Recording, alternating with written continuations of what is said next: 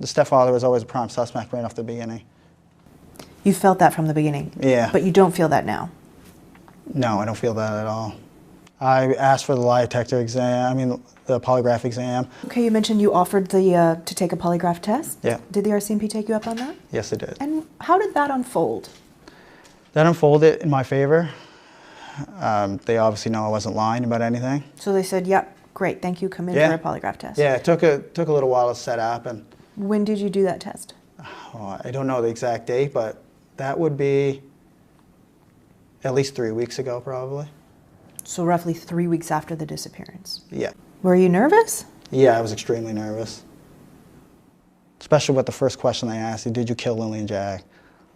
That was the first question they asked you? Yeah. Yeah. What went through your mind when someone's asking you that question so point blank like that? Your mind has a massive release of chemicals, I guess you would call them. It's like your stress levels just astronomically through the roof, and your body doesn't know what to do, because it's not every day the way you're hooked up to machines in an interrogation room where someone asks you questions like that. What other kinds of questions did they ask you? All the questions pertain to the death of Lily and Jack. Are you accessory to the murder of Lily and Jack? They were all. So all of the questions assumed that the children are no longer alive? Yeah. There were no questions at all about, did you take them somewhere? Could No. they be somewhere? No.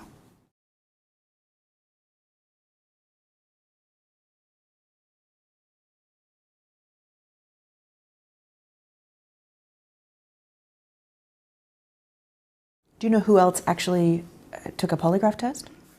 I do, but I'm not going to say anything that's going to impede the investigation. Okay. When did you find out the result of your test? Immediately right after. What did they say to you? You did a good job, you passed.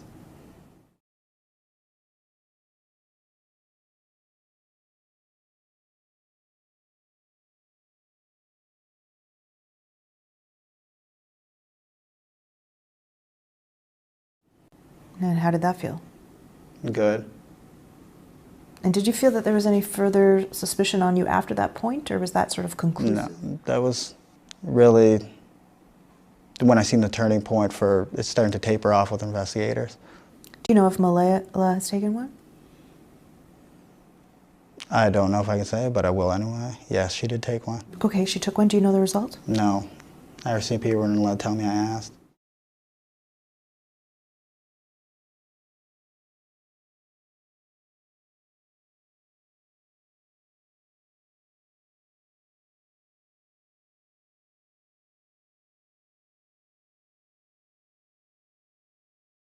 Not only low grounds, ponds, and linear trails near the trailer, but also private structures and outbuildings in the surrounding kilometers that had received less scrutiny during initial searches.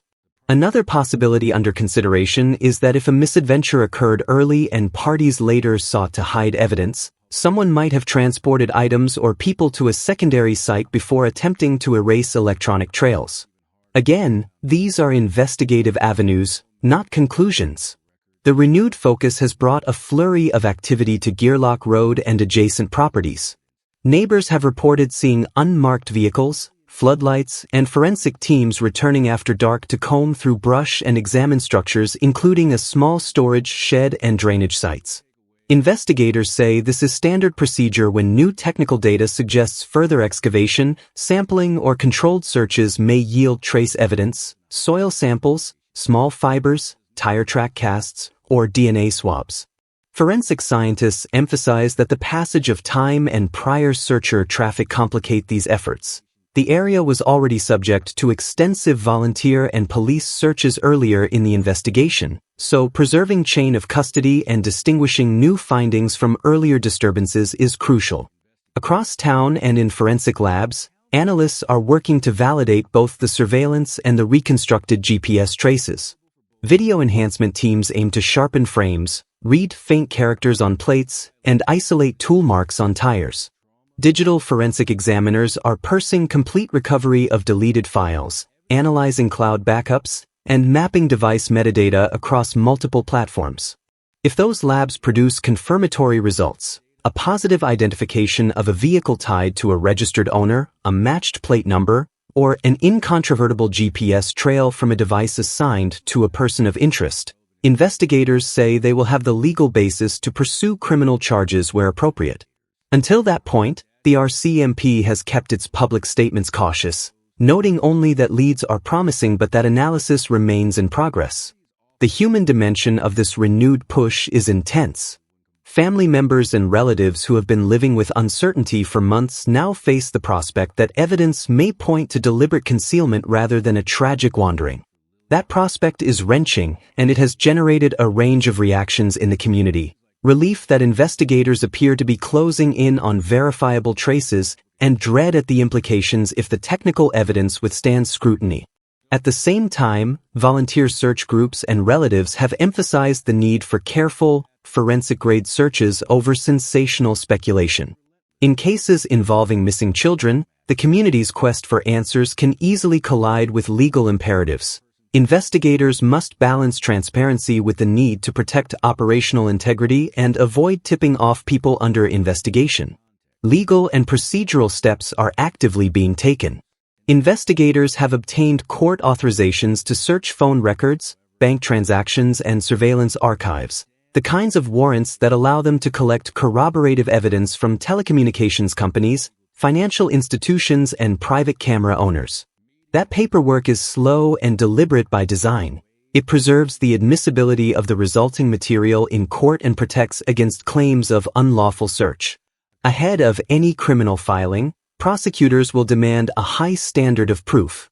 The lab work on the SUV footage and the phone data must pass forensic validation and defense scrutiny before investigators can publicly assert causation or arrest a suspect. While the technical evidence is being validated, police continue to process tips, re-interview witnesses, and solicit additional footage from the public. One reason these two new discoveries matter beyond their immediate locations is that they provide concrete windows, precise times and places, investigators can use to narrow the vast sea of public video and dashcam clips that have been amassed. When a surveillance clip shows movement at 11:47 p.m. and a phone ping records activity at 11:46 p.m., investigators can target footage within a tight frame, reducing review times and increasing the chance of a corroborating sighting elsewhere on a route. It's worth underscoring what these breakthroughs are not. They are not final proof of a specific crime or of a named suspect's guilt. They are threads, potentially powerful, potentially damning, potentially exculpatory, that must be woven into a coherent evidentiary tapestry. Investigators are cautious because the stakes are enormous. 2 children remain missing, and any misstep in processing, presenting, or interpreting evidence could compromise the possibility of justice later on. If forensic testing confirms a link between the SUV footage and a registered owner, or if recovered GPS traces can be tied definitively to a specific individual, then the investigation will likely shift publicly from a missing person search to a criminal inquiry. That is why RCMP units are already preparing for contingency steps, additional warrants, closer custody of potential evidence, and coordination with prosecutors to ensure that any eventual charge is supported by legally obtained, scientifically robust material. For people watching this case unfold, the practical things that matter most are simple. If you have unedited video or original files from doorbell cameras or dashcams that capture Gearlock Road or adjacent routes around the relevant dates and times, preserve the originals and hand them to investigators. Metadata, the invisible time stamps and GPS entries that accompany original files, are often decisive. If you saw anything and haven't yet told police, do so now and provide precise timing information. Above all, avoid amplifying unverified theories on social media. Speculation can muddy investigative leads and harm the legal process. The discovery of a vehicle on a lonely lane and the reconstruction of deleted GPS traces have changed the investigative landscape in the Sullivan disappearance. They have given detectives concrete, testable points around which to build a new timeline and to re-examine earlier assumptions. Whether those two clues will ultimately expose what happened to Lily and Jack remains to be seen. For now, the lab work proceeds, interviews continue, and legal steps to secure further evidence are underway. Investigators say they are treating these leads with urgency and care. In closing, this case has reached a pivotal moment. Two technical breakthroughs have converted what had been a frustrating landscape of uncertainty into a focused, technically driven inquiry. The evidence is still being validated, and with validation comes the possibility of major legal developments. If you have anything relevant, preserved footage, original files, or a memory tied to a specific time and place, pass it to investigators rather than posting it publicly. That single preserved clip, once verified, may be the hinge on which this investigation turns. We will continue to follow verified developments closely and report them clearly, calmly, and with respect for the family and the investigative process. Hold space for Lily and Jack, and demand that every next step be rigorous. The case of Lily and Jack Sullivan has just taken a chilling new turn. Moment ago, investigators confirmed two massive breakthroughs that could finally unravel what happened the night these two young siblings vanished. For months, it felt like this case had gone cold. But now, police have uncovered new surveillance footage and deleted digital evidence that point to one disturbing possibility. The children didn't just disappear, they were taken, and by someone who's been lying from the start. Stay with me because by the end of this, you'll see exactly why investigators say these two clues could expose the truth everyone's been waiting for. Investigators say what began as a weeks-long search with few answers has suddenly produced two major leads that could reshape everything the public has been told so far. In recently unsealed and circulated material, police describe newly obtained surveillance footage from a rural lane and reconstructed, deleted GPS data recovered from a phone tied to the case. Taken together, and still very much subject to forensic confirmation, those two pieces of evidence place a vehicle and a device in the same, remote area late at night, within hours after the children were reported missing. Law enforcement officials caution that the results are not yet conclusive and that lab work is ongoing.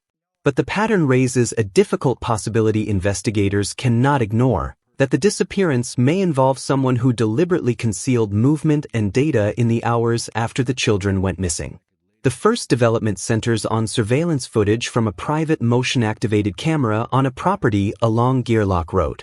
According to court filings and investigators' notes, the clip shows a dark SUV moving slowly down that isolated lane at roughly 11:47 p.m., the night after the family's last verified public sighting.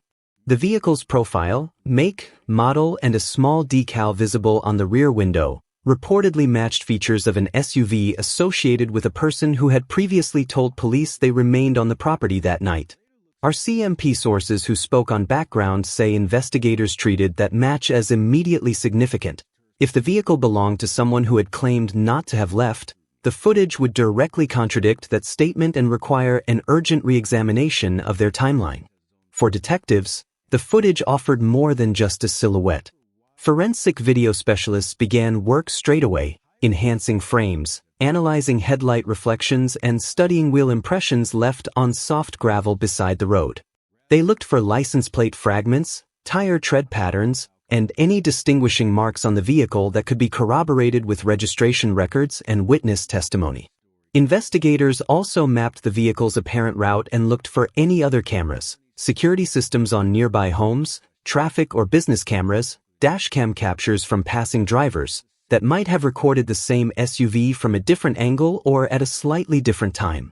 That cross-referencing is essential. A single camera angle can show movement, but corroboration from another source is what turns a moving image into a piece of usable evidence.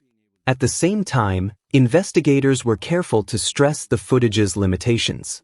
The RCMP has not publicly identified a driver or announced charges related to the clip. Officials repeatedly reminded the public that surveillance images can be ambiguous, shadows, poor lighting, and camera angle can distort size and shape. Aftermarket decals and shared vehicle models can create false matches.